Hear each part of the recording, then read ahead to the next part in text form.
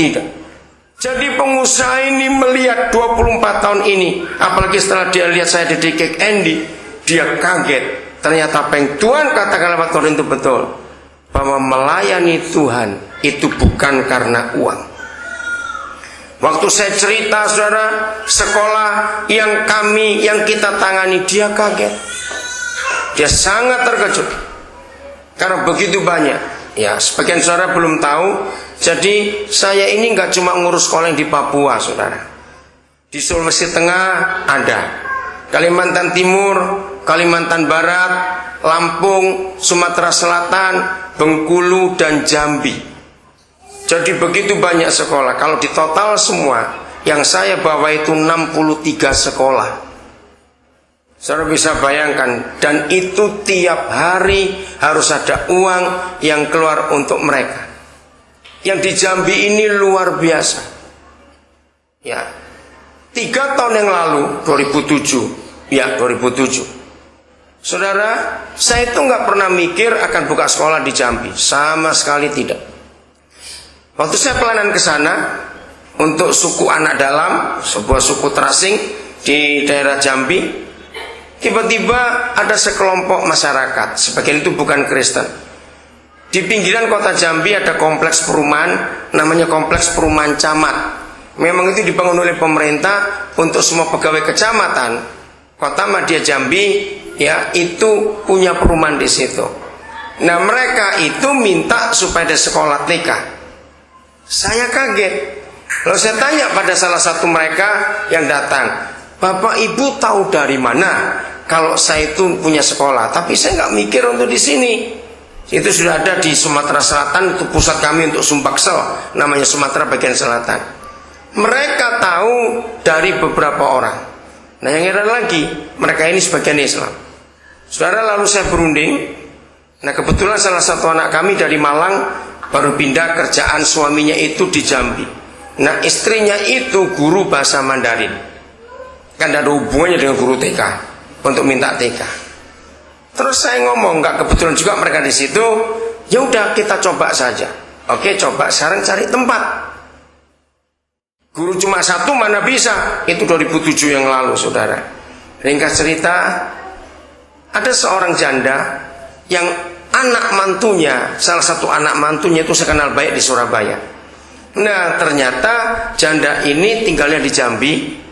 Nah, rumahnya itu di kompleks perumahan camat itu. Akhirnya janda itu bilang, sudah sewa rumah kami aja.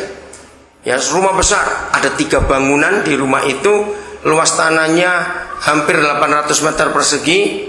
Saudara, tahun 2007 bayangkan, suruh sewa setahun cuma 5 juta. Bu, kok murah sekali, saya bilang. Nah, saya nggak mau nipu janda, saya nggak mau. Janda ini bilang, sebetulnya saya juga nggak butuh uang. Cuma daripada saya tinggal sendiri, rumah besar begitu, jadi Bapak pakai saja. Tapi saya minta, kalau Bapak pakai rumah itu, saya jangan diusir, tinggal di situ. Oh boleh, kenapa tidak? Nanti saya bantu bersihin itu untuk anak-anak TK semuanya itu. Saudara, nah Tuhan sudah buka jalan. Enggak tahu.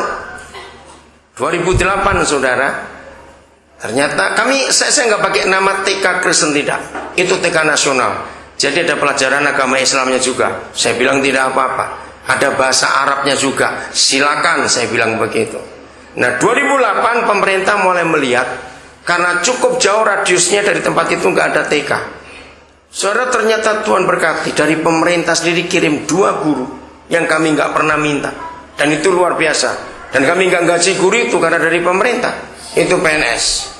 Nah, tahun 2009 yang lalu sekolah itu meningkat. Nah, saudara, tahun ini Juli kemarin itu buka SD. Pemerintah minta pasti bisa untuk SD. Nah, waktu pemerintah minta SD, kepala sekolah bilang kepada saya, bilang, dari mana gurunya? Uangnya dari mana untuk buka SD ini nanti? Akhirnya, saudara, dengan waktu yang cuma 2 minggu, pemerintah usulkan pakai sekolah, apa istilah dipakai sekarang ini?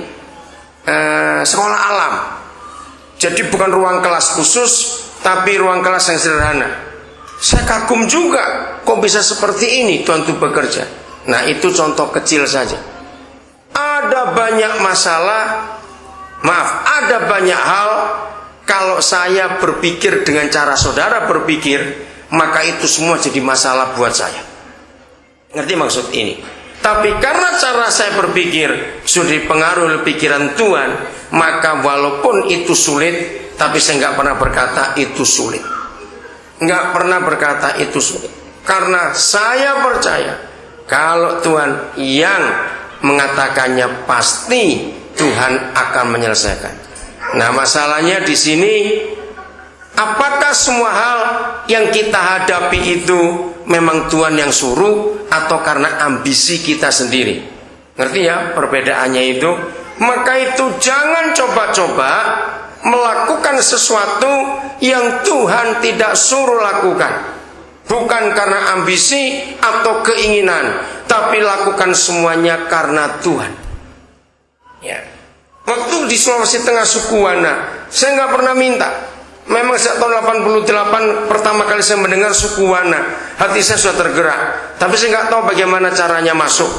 Maka tahun 2000 saya diajak masuk oleh sekelompok pelayanan namanya Alin Sintoe. Alin Sintoe itu bahasa suku Wana memang. Ada satu orang dari suku Wana yang sudah diubah hidupnya. Nah, lalu mengajak saya masuk. Waktu saya masuk, saya berdoa dulu. Saya bilang, Tuhan, saya ngajak siapa di antara anak-anak ini? Nah, ternyata Tuhan gerakkan ada satu anak dari suku Dayak Lundaya. Nah, padahal anak ini saya persiapkan kalau dia selesai kuliah nanti itu kembali ke Kerayan, ke sukunya. Tapi 3 kali saya berdoa tidak muncul nama yang lain, nama anak ini. Akhirnya saya tanya dia, namanya Nexon. Nek, kamu mau ikut papa enggak ke suku Wana? Di mana itu? Sulawesi Tengah. Papa juga belum tahu karena ini pertama kali tahun 2000, saudara. Akhirnya saya berangkat dengan rombongan tim. Wah, sangat sulit jalannya untuk masuk ke suku itu. Sampai hari ini pun masih sulit wilayahnya. Nah, saudara, setelah sampai sana, saya nggak ngomong apa-apa dengan Nexon. Lalu kami pulang, saya melihat semuanya itu. 2 bulan kemudian Nexon berkata, Pak, rasanya saya dipanggil Tuhan ke situ. Baik, kalau gitu kamu persiapkan diri. Apa yang mau dikerjakan? Kapan kamu mau masuk? Saya berunding dengan Yayasan Alin Sintoe itu. Akhirnya dengan Pesat bergabung juga. Saudara, maka sekarang ini Nexon Balang namanya. Itu anak Dayak. Diakui sebagai orang asing pertama dari suku itu yang berhasil menurunkan orang-orang pohon. Karena suku Wani tinggal di atas pohon. Paling rendah itu 15 meter dari atas tanah. Mereka kalau naik itu, wah, cepat sekali. Saya itu takut naiknya. Mereka rumahnya itu nggak pakai dinding, cuma lantai dengan atap saja. Dan satu tempat itu bisa 3 keluarga bersama bayi-bayi, anjing juga, dan heran nggak ada yang pernah jatuh dari ketinggian seperti itu. Itu sungguh luar biasa. Saudara, mereka itu punya kebiasaan yang unik sekali. Saya pertama ngeliat ngeri sekali, tapi akhirnya sudah biasa. Ya, mereka itu kalau jalan cepatnya luar biasa di hutan itu. Ya, pernah Natal tahun berapa? Natal 2007 kalau tidak salah. Saya beli seperangkat parabola, saya beli TV lewat Manado waktu itu, beli genset, itu harus dipikul, saudara. 2 hari perjalanan. Itu dari Batu Rubi turun kapalnya, lalu naik ojek sampai ke UM Panampa. Itu ojek sudah bisa. Dari UM Panampa harus jalan kaki itu ke Salubiru, Saliano. Itu kalau kita yang bukan orang Wana jalan itu bisa 2 malam 3 hari. Kalau orang Wananya jalan bisa cuma 11 jam, 12 jam sudah nyampe. Dan itu harus dipikul. Mereka itu kuat sekali kalau jalan itu. Sekarang kita sudah ada 4 sekolah di situ. Dan pemerintah melihat kelompok ini yang paling berhasil pelayanan ini, karena selama ini nggak bisa merubah mereka. Bayangkan itu di Sulawesi Tengah masih ada suku terasing seperti itu. Nah, kebiasaan mereka begini. Kaki mereka, telapak kakinya itu tebalnya itu luar biasa.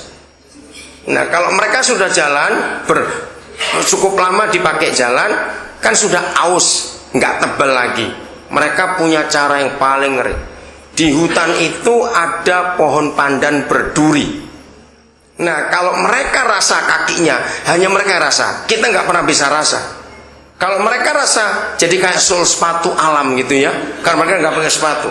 Kalau mereka sudah rasa kakinya itu, sudah tipis solnya, mereka akan gosok telapak kaki dua itu di duri pandan itu.